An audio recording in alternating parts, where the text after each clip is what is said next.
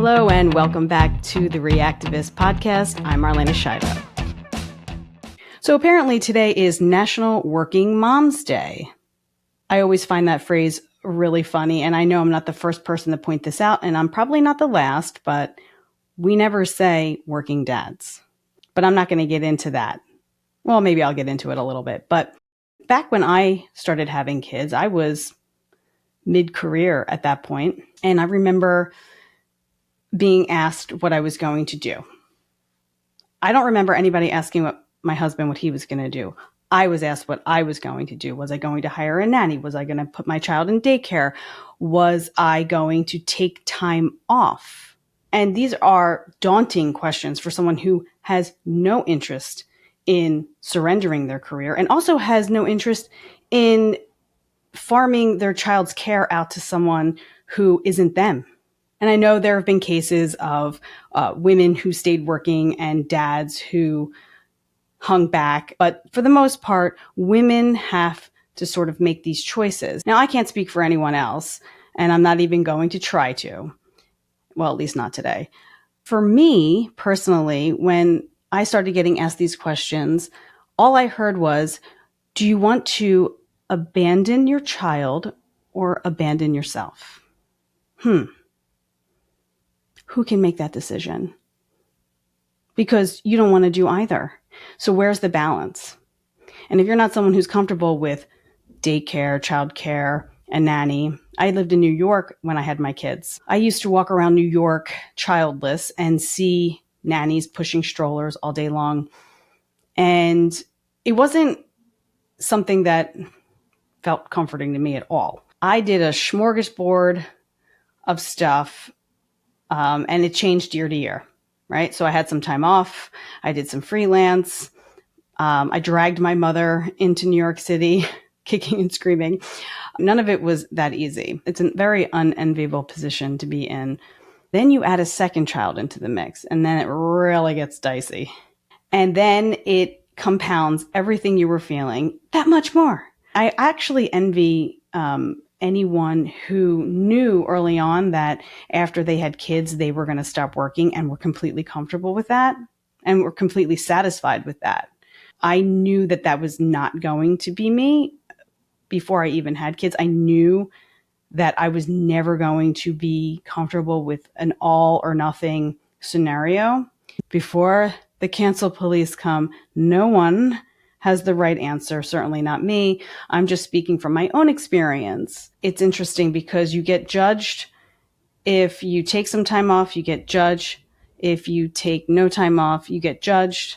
If you have someone helping you that you've hired, you get judged in every different direction. And I never care about that because what people think is not exactly something that I pay a lot of attention to at all. It doesn't rock my core.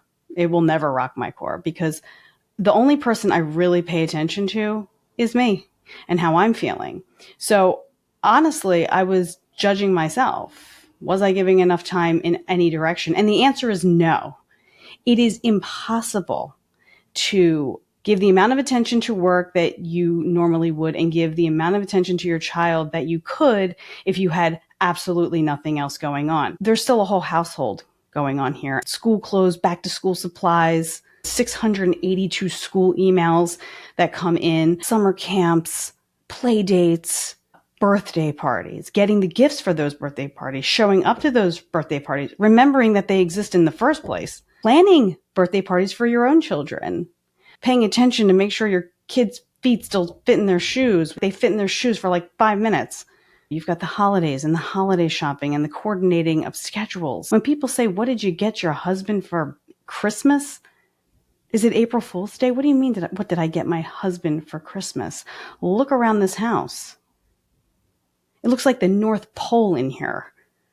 That's what I got him for Christmas. The ability to show up on Christmas morning and everything's already done. Can't find that on Amazon. Okay. He helps move the elves. Bravo. Bravo. I'm not saying the other person that lives in the house isn't doing anything, but the mother in this case, for me, is doing the majority. And when I say the majority, I mean almost just about everything. Do you know how many times I get asked the question, what's going on for this week? What are we doing this weekend? What plans did you make? And this is by everybody in the household. Nobody ever asks anyone but me what's going on here. I'm running the show. That is for sure. And I'm not the only woman who's running the show in their household and works at the same time. And then when you can't be at the school or can't be the chaperone and you can't volunteer, you get slapped with, well, she's a working mom. Okay. I remember a day when my younger daughter had a play date over and I hear this big bang and I come running out and I see my older daughter at the bottom of the stairs and she can't even catch her breath because she knocked the wind out of herself by missing the last couple steps. Then my phone is ringing and it was a work call that I absolutely had to take. And as I'm running down the stairs, I'm looking at three faces. My older daughter on the floor trying to catch her breath, and my younger daughter and her friend looking at me, and my phone is ringing off the hook. In that moment, and it was just a moment, I froze. There was a part of me that was like, I absolutely need to answer this call right now.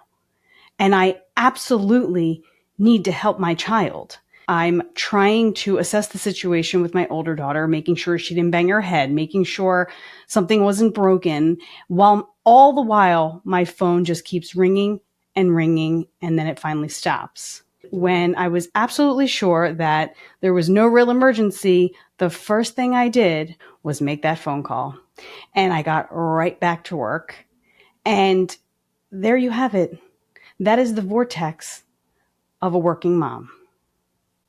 Those are the choices we have to make. Women take on a lot of responsibility. So even if a woman isn't working outside the home and they're a mom, they're still a working mom.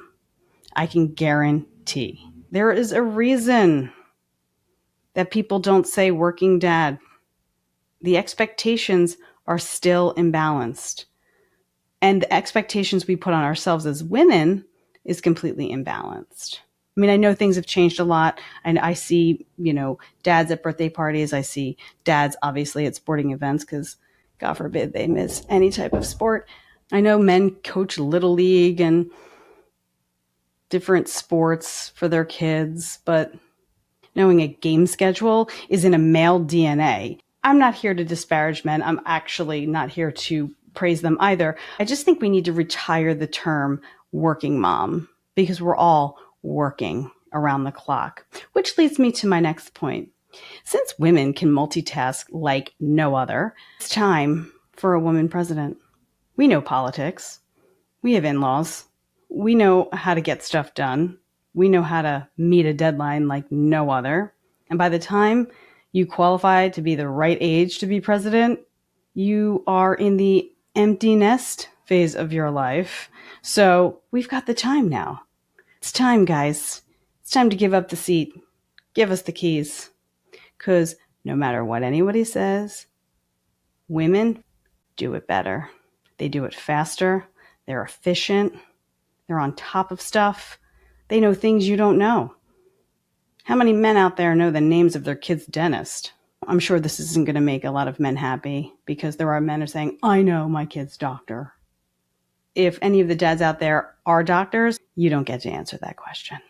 It took years for me to strike the balance between working and being a mother who wants to be involved in their children's lives. And I can't even say right now if there is a true balance. I think there's just days of less guilt versus more guilt, because when I have more work and my schedule is super tight, like airtight, I have pangs about the time I'm not spending with my kids. I could be running my kids from location to location, but that to me is not time. And then the times that I'm working a little bit less, I feel pangs in the other direction. Like I'm moving too slowly. I'm not doing enough. I need to be doing more. So balance is sort of like a delusion, right? And I think less and less people pass judgment about quote unquote working moms, but I still think that There's so much pressure on women to do everything all at once. There's a quote I recently saw that summed it up perfectly. Women are expected to work like they're not a mother, and they're expected to mother like they don't work. I don't see those quotes about men.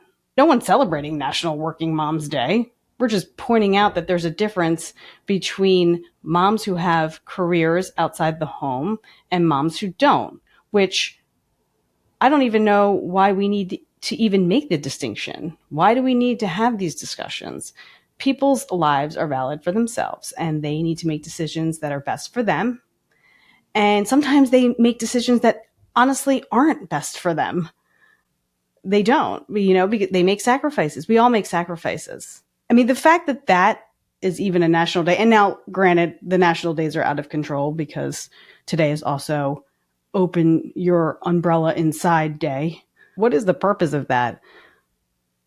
Perhaps it's raining men, certainly not raining working moms. Who writes this calendar exactly? The national calendar? I think they could use some of my input. How about a national day for moms who take all their kids in a bathroom stall with them? Moms who get about 4 to 5 hours of sleep and still keep shit running. How about that? How about that for a national day?